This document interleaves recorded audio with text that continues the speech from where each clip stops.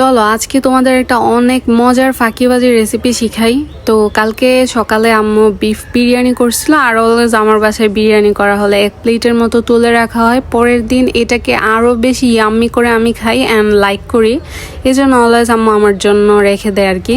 এটা যে কেউ বানাতে পারবে, এত ইজি, কোনো মশলা কিচ্ছু লাগে না। যেরকম তো আপনারা দেখলেন, আমি জাস্ট অল্প তেলে একটুখানি পেঁয়াজ আর রসুন দিয়ে হালকা ভাজার পর ডিম দিলাম, একটু স্ক্র্যাম্বল করে নিয়ে এর মধ্যে অল্প গোলমরিচ দিয়ে রান্না করা বিরিয়ানি দিয়ে দিলাম, তারপর অল্প ওয়েস্টার সস আর সয়া সস দিলাম, শেষ। তারপর শুধু 5 মিনিট রাইসটা ভাজলাম।